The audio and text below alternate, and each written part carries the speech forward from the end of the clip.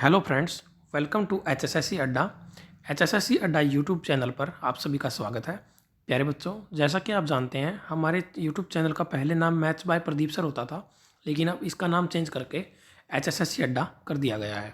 तो आप यहाँ पर देख सकते हो, इस तरह से अपना चैनल एचएसएससी अड्डा है। चैनल को सब्सक्राइब जरूर करें और साथ ही बेल आइकन जरूर दबाएं। अब एचएसएससी अड्डा के ऊपर पहले आपको सिर्फ मैथ की ही क्लासेज यहाँ पर प्रोवाइड करवाई जाती थी। अब एचएसएससी से जुड़े हुए हर टॉपिक की क्लासेज आपको यहाँ पर प्रोवाइड करवाई जाएंगी।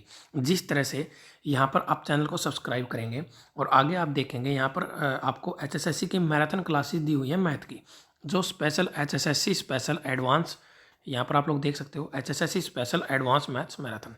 ये एक पूरी प्ले लिस्ट है। इसके अंदर आपको एनसीईआरटी के जिन टॉपिक से एचएसएससी मैथ पूछता है, स्पेशली फॉर हरियाणा पुलिस के पेपर में सबसे ज़्यादा चांसेस रहेंगे यहाँ से क्वेश्चन बनने के, क्योंकि पहले भी इन्हीं टॉपिक से क्वेश्चन पूछे गए हैं। अब आगे हम बात करते हैं अपने टेलीग्राम ग्रुप की। तो यहाँ पर आप लोग देख सकते हो, यहाँ पर दो ग्रुप दिए हुए हैं। जब आप एचएसएससी अड्डा सर्च करोगे तो आपको ये लोगो नज़र आएगा। अपना लोगो पहचान कर लेनी है आप लोगों को, और जहाँ पर ये सब्सक्राइब वाला बटन आएगा तो वो है अपना टेलीग्राम चैनल। आपको चैनल को सब्सक्राइब करना है। जैसे ही आप चैनल के अंदर एंट्री करोगे, वहाँ पर आपको एक डिस्कशन का टैब मिलेगा, ग्रुप डिस्कशन का। तो आप फिर वहाँ से इस ग्रुप को ज्वाइन कर जाओगे, एचएसएससी अड्डा डाउट्स। तो यहाँ पर आपके डाउट्स लिए जाते हैं, चाहे वो किसी भी टॉपिक के हों। आप अपने डाउट का क्वेश्चन यहाँ पर डाल सकते हो, मैं उसका रिप्लाई करने की कोशिश करूँगा, यदि आप लोग बच्चों के साथ। यहाँ पर 600 के करीब बच्चे अपने जुड़े हुए हैं इस ग्रुप के अंदर। तो अब आगे बढ़ते हैं। आज की जो हमारी वीडियो है, इसके अंदर हम डिस्कस करेंगे समास से पूछे जाने वाले 25 इम्पोर्टेंट क्वेश्चन। तो समास होते हैं बच्चों, हिंदी के अंदर समास से क्वेश्चन पूछे जाते हैं। और यहाँ पर एचएसएससी के हर पेपर में 8 से 10 नंबर के हिंदी के क्वेश्चन आते हैं, और वहाँ पर कई पेपरों में 1 से 2 क्वेश्चन भी समास से देखने को मिलता है। तो ये एक बहुत ही ज़्यादा इंपॉर्टेंट टॉपिक है। तो इसके 25 most important multiple choice questions वो करेंगे, और साथ ही साथ इनके जो ऑप्शंस होंगे उनके ऊपर भी अपनी नज़र डालेंगे। तो सबसे पहले बात करते हैं समास का शाब्दिक अर्थ क्या होता है। हमारा जो फर्स्ट क्वेश्चन है, तो यहाँ पर आंसर ऑप्शन में दिया गया है। तो ए ऑप्शन हमारा आंसर है। तो आंसर हमारा है संक्षेप, यानी कि समास में शब्दों को संक्षेप यानी छोटा किया जाता है।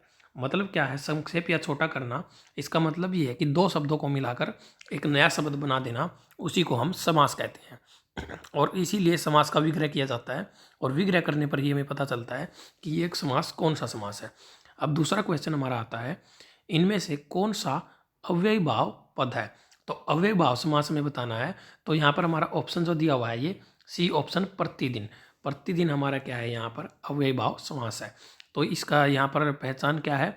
यहाँ पर पहला पद जो हो प्रति दिया गया है, यह एक उपसर्ग है। और जहाँ पर भी उपसर्ग या फिर प्रत्यय या फिर यथा इस तरह का कोई शब्द आ जाए, या फिर रिपीटेशन आ जाए, रातों रात, दिनों दिन, हाथों हाथ, कानों कान, ये सारे क्या होते हैं? हमारे अव्ययी भाव समास होते हैं। अब हम अगले क्वेश्चन की तरफ बढ़ते हैं। निम्न में से कौन सा कर्मधारय समास है? तो कर्मधारय समास क्या होता है हमारा? कर्मधारय समास में क्या होता है? दोनों पदों में विशेषण विशेष्य या उपमान उपमेय का संबंध होता है, तभी हमारा क्या होता है? कर्मधारय समास। और विग्रह करने पर क्या आता है? इसमें विग्रह करने पर है जो, मतलब जब हम विग्रह करते हैं तो बीच में एक शब्द आता है ज्वाइंट है जो। तो यहाँ पर हम देख सकते हैं हमारा जो ऑप्शन है श्वेतांबर। तो श्वेतांबर के अंदर हमारा क्या है? श्वेत है जो अंबर, इसलिए ये हमारा क्या हो गया? ये हमारा हो गया कर्मधारय समास। अगर हम चक्रपाणी की बात करें तो ये एक इस तरह का समास है जो बहुव्रीहि समास भी हो सकता है, और ये कर्मधारय समास भी हो सकता है। लेकिन अगर हम बात करें चक्रपाणी की, तो चक्कर है जिसके हाथ में, तो ये हमारा क्या हो जाएगा? सिर्फ बहुव्रीहि समास हो जाएगा। अब हम बात करते हैं चतुर्युगम की।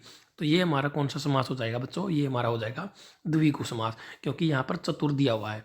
अब दूसरा हमारा डी ऑप्शन हमारा क्या है? माता पिता। तो माता पिता जब एक दूसरे के विपरीत होते हैं तो यहाँ पर क्या होता है? यहाँ पर होता है हमारा द्वंद्व समास।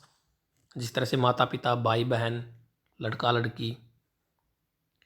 अब अगला अगला देखते हैं, गजानन में कौन सा समास है? तो भाई गजानन में कौन सा समास होगा? यहाँ पर होगा हमारा बहुव्रीहि समास। तो बहुव्रीहि समास की पहचान क्या होती है? जब कोई और तीसरा पद प्रदान होता है, जैसे कि हमें किसी के अनुरूप दिखाया जाता है, हम किसी की विशेषता बताते हैं कि वो इस तरह का, जैसे नीलकंठ, नीला है जिसका कंठ। गजानन, गज जैसे आनंद वाला, यानी कि गणेश। इस तरह से बहुव्रीहि समास की पहचान होती है। अब अगला हमारा दिया हुआ है देवासुर। देवासुर में कौन सा समास है बच्चों? देवासुर के अंदर हमारा हो जाएगा द्वंद्व समास। अब द्वंद्व समास क्यों हो जाएगा? क्योंकि देव और असुर एक दूसरे के क्या हैं? ये विलोम शब्द हैं। देव का मतलब देवता, असुर का मतलब राक्षस। अब अगले प्रश्न की तरफ बढ़ते हैं। वनगमन में कौन सा समास है बच्चों? तो वनगमन में हमारा कौन सा समास हो जाएगा? वनगमन में हमारा हो जाएगा तत्पुरुष समास। तत्पुरुष समास की क्या पहचान होती है बच्चों? जब हम विग्रह करते हैं तो कोई ना कोई कारक यहाँ पर यूज किया जाता है। जैसे वन को गमन या फिर वन के लिए गमन, वन में जाना, वन के लिए जाना, इस तरह से। या फिर हमारा एग्जाम्पल हो सकता है, उदाहरण हमारे जो हो सकते हैं वो हो सकते हैं रसोई घर, रसोई के लिए घर। इसी तरह से हम और भी इस तरह से कई सारे, माल गोदाम, जैसे माल के लिए गोदाम। तो इस तरह से हमारा हो जाएगा तत्पुरुष समास। अब आगे बढ़ते हैं। पंचतंत्र में कौन सा समास दिया हुआ है हमारा? पंचतंत्र के अंदर हमारा दिया हुआ है कर्मधारय समास। कर्मधारय समास क्यों दिया हुआ है? 5 तंत्रों का समूह। इसने बोला है पंचतंत्र, उसकी विशेषता बता दी कि 5 तंत्र हैं और उनका समूह। लेकिन यदि आपको इसमें द्विगु समास ऑप्शन में दिया है तो आपको द्विगु समास को आंसर करना पड़ेगा। यदि द्विगु समास नहीं दिया है तो फिर आप यहाँ पर कर्मधारय समास करेंगे। यहाँ पर इसने थोड़ा सा उल्टा दे दिया है। इसका सही आंसर तो होगा द्विगु समास। बाकी कर्मधारय समास इसने दिया है तो ये इसकी विशेषता को बताने की बात कर रहा है। 5 है, 5 तंत्रों का समूह। लेकिन यहाँ पर द्विगु समास रहेगा और कर्मधारय समास तब दिया जाएगा यहाँ पर जब यहाँ पर द्विगु समास ऑप्शन में नहीं होगा। अब हमारा जो अगला प्रश्न है उसको देखते हैं बच्चों। देशभक्ति कौन सा समास है? तो भाई देशभक्ति में कौन सा समास है? देश के लिए भक्ति। अभी मैंने बताया था जहाँ पर भी, जब हम ये यहाँ पर दिखाया गया है देश के लिए भक्ति, मतलब क्या है बच्चों? जब यहाँ पर कोई कारक का शब्द आ जाए। कारक क्या होते हैं हमारे? कर्ता ने कर्म को करण से के द्वारा, इस तरह से कारक होते हैं। किसी अच्छी एक दिन एक क्लास में आपको वो भी पढ़ाऊंगा, उनसे भी जुड़े हुए पेपर में प्रश्न देखने को मिलते हैं। अब अगला प्रश्न हमारा क्या हो गया यहाँ पर? कौन सा बहुव्रीहि समास का उदाहरण है? तो बहुव्रीहि समास का उदाहरण हमारा क्या हो जाएगा बच्चों? बहुव्रीहि समास का हमारा उदाहरण हो जाएगा, अभी मैंने थोड़ी देर पहले जिक्र भी किया था, नीलकंठ। नीला है जिसका कंठ। कौन है बच्चों? शिव जी भगवान। तो इस तरह से इस जिसमें कोई और पद, तीसरा पद प्रधान होता है, जिसके बारे में बात नहीं कर रहे होते हैं और फिर भी हमें पता चलता है कि वो है, तो वहाँ पर होता है हमारा बहुव्रीहि समास। अब निशी दिन है तो निशी दिन यहाँ पर एक दूसरे के अपोजिट है। निशा का मतलब रात्रि और दिन का मतलब दिन, तो ये हमारा हो जाएगा द्वंद्व समास। त्रिभुवन में हमारा हो जाएगा द्विगु समास। पुरुष सी, ये हमारा हो जाएगा कर्मधारय समास। अब अगले प्रश्न की तरफ बढ़ो। त्रिलोचन में कौन सा समास है प्यारे बच्चों? तो त्रिलोचन में हमारा क्या दिया हुआ है? यहाँ पर बहुव्रीहि समास। क्यों दिया हुआ है बच्चों? 3 आंखों वाला, 3 है नेत्र जिसके, वो है हमारा शिव भगवान, तो इसलिए इसको बहुव्रीहि समास की संज्ञा में रखेंगे। अब अगले प्रश्न की तरफ बढ़ते हैं प्यारे बच्चों। चौराहा में कौन सा समास है प्यारे बच्चों? तो चौराहा में बिल्कुल साफ नजर आ रहा है यहाँ पर 4 रास्तों का समूह, और इसको हम बोलेंगे द्विगु समास। अब अगले प्रश्न की तरफ बढ़ते हैं प्यारे बच्चों। दसमुख में कौन सा समास है? तो प्यारे बच्चों दसमुख में हो जाएगा हमारा बहुव्रीहि समास, क्योंकि 10 है मुख जिसके, वो कौन था? रावण। अगला प्रश्न है हमारा, महादेव में कौन सा समास है? तो महादेव में हमारा महान है जो देवता। मैंने क्या कहा था? जब भी विग्रह करते समय है जो आ जाए, ये है जो आपको दिखाई दे रहा है, जब भी ये आ जाए तो मतलब ये क्या हो जाएगा हमारा? कर्मधारय समास। क्योंकि देवता है जो, उसको महान बताया गया है, उसकी विशेषता बताई गई है कि वो महान है। अब अगले प्रश्न की तरफ बढ़ते हैं। विशेषण और विशेष्य के योग से कौन सा समास बनता है? तो विशेषण और विशेष्य के योग से प्यारे बच्चों कौन सा समास बनता है? अभी मैंने बताया था थोड़ी देर पहले, कर्मधारय समास बनता है। इसमें उपमान उपमेय भी हम बोल सकते हैं। जो विशेषण होता है वो एक बड़ी वस्तु होती है जिसके साथ तुलना की जाती है, और विशेष्य जो होता है वो छोटी वस्तु होती है जो इसकी हम तुलना जिस बड़ी वस्तु के साथ करते हैं। मतलब किसी व्यक्ति की तुलना हम किसी बड़ी वस्तु से करेंगे तो बड़ी वस्तु विशेषण और छोटी वस्तु विशेष्य। अगला प्रश्न हमारा क्या होगा बच्चों? किस शब्द में द्विगु समास है?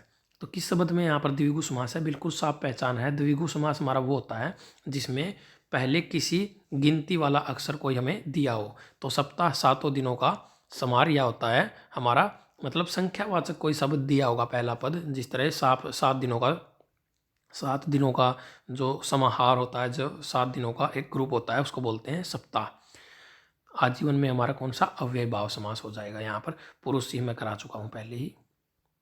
भूदान भूमि के लिए दान, ये आप लोगों को ऑप्शन में कमेंट बॉक्स में मुझे आंसर करके बताना है। मैंने इसका विग्रह भी कर दिया है, तो आपको इसका आंसर मुझे कमेंट बॉक्स में बताना है। ये आपका होमवर्क है। अगला प्रश्न हमारा प्यारे बच्चों, किसमें सही सामासिक पद है? तो किसमें सही सामासिक पद है प्यारे बच्चों? यहाँ पर हमें क्या दिया हुआ है? दीवा रात्रि। तो दीवा रात्रि का मतलब क्या हो गया प्यारे बच्चों? दिन और एक तरफ रात्रि। ये हमारा कौन सा समास हो जाएगा? द्वंद्व समास हो जाएगा। अब अगले प्रश्न की तरफ बढ़ते हैं। द्विगु समास का उदाहरण कौन सा है? तो यहाँ पर बिल्कुल साफ देख सकते हो आप, पंचतत्व हमारा क्या हो गया? द्विगु समास हो गया। अब चतुर आनन, बच्चे कहेंगे कि सर चतुर आनन में भी तो संख्यावाचक शब्द दिया हुआ है पहले चतुर। तो बच्चों ये हो जाएगा हमारा जिसके 4 हैं मुख, किसी भगवान किसी देवता के बारे में बात की जा रही है। और दिन रात में कौन सा समास हो जाएगा बच्चों? द्वंद्व समास।